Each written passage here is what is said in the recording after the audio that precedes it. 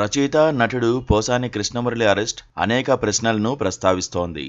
ఇప్పుడు ఆయన అరెస్టు అంత అవసరమా? ఆంధ్రప్రదేశ్ కూటమి ప్రభుత్వానిది కక్ష సాధింపా, డైవర్షన్ గేమా అన్న ప్రశ్నలు తలెత్తుతున్నాయి.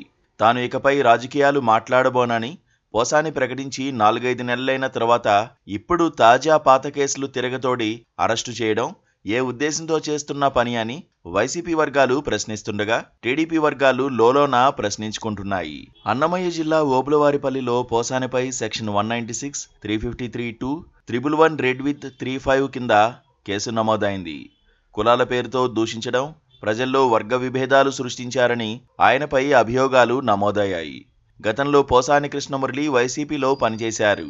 అయితే ఆ సమయంలో టీడీపీ అధినేత చంద్రబాబు, నారా లోకేష్, జనసేన చీఫ్ పవన్ కళ్యాణ్పై తీవ్ర వ్యాఖ్యలు చేశారు. దీంతో కూటమి ప్రభుత్వం అధికారంలోకి వచ్చిన తర్వాత ఆయన పైన రాష్ట్రంలో పలుచోట్ల కేసులు నమోదయ్యాయి. ఈ మేరకు పోసానిని తాజాగా అరెస్ట్ చేసి తీసుకెళ్లారు.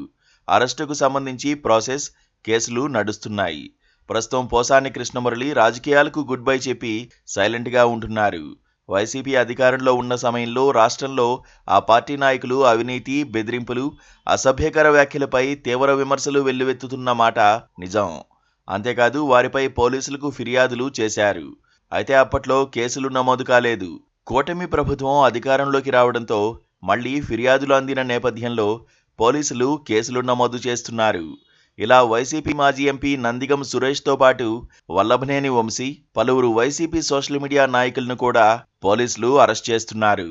రాజకీయాల్లో ఉండి రాజకీయ పరంగా అరాచకాలు చేసిన వారిని, అధికారాన్ని అడ్డుపెట్టుకుని ప్రజాధనాన్ని దోచుకున్న వారిని అరెస్టు చేయడంలో తప్పులేదు, చేయాలి కూడా. కాకపోతే నోటికి పని చెప్పడం, అలవోకగా బూతులు తిట్టడం తప్పితే సమాజానికి, ప్రజాధనానికి ఏ విధంగానూ నష్టం కలిగించని పోసాని కృష్ణమురళిని అరెస్ట్ చేయడం అవసరమా అన్న ప్రశ్న తలెత్తడంలో తప్పులేదు. పోసానికి వైసీపీ పాలన ఆఖరి రోజుల్లో మాత్రమే చిన్న పదవిచ్చారు. సినిమా, వినోద పరిశ్రమకు సంబంధించిన ఆ పదవిలో ఆయన ఎలాంటి అవినీతి చేసినట్లు కనిపించలేదు.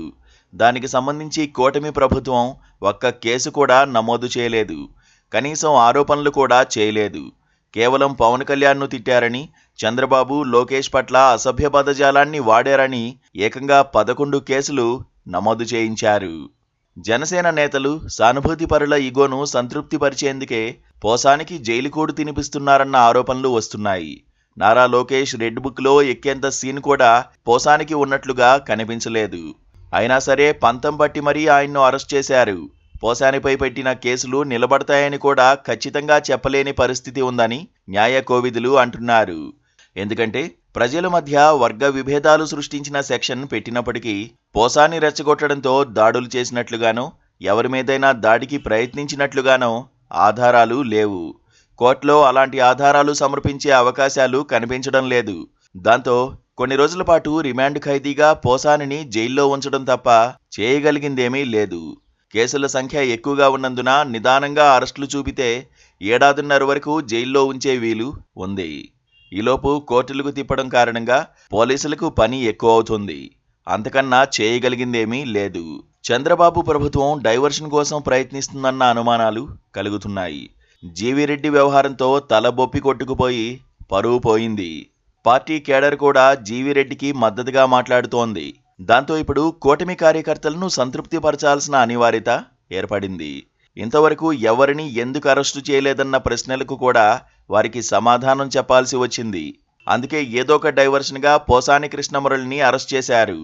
కాకపోతే పెద్ద చేపలను వదిలేసి పిచ్చుకలను పట్టుకున్నారు. త్వరలో మరో వాగుడుకాయ శ్రీరెడ్డిని కూడా అరెస్ట్ చేసినా ఆశ్చర్యపడాల్సిన పని లేదు. ఎందుకంటే శ్రీరెడ్డిని అరెస్ట్ చేసినా అడిగేవాళ్లు ఉండరు. ప్రస్తుతం ఆమె అన్నింటికీ దూరంగా ఉంటూ ఎవరినీ పట్టించుకోనని చెబుతున్నారు. మరోపక్క త్వరలోనే డైరెక్టర్ రామ్ గోపాల్ వర్మ కూడా జైలుకు వెళ్లడం ఖాయంగా కనిపిస్తోంది. ఎంత టైం పడుతుందో చూడాలి. Please subscribe to KTV Telugu. KTV Telugu. KTV Telugu channel.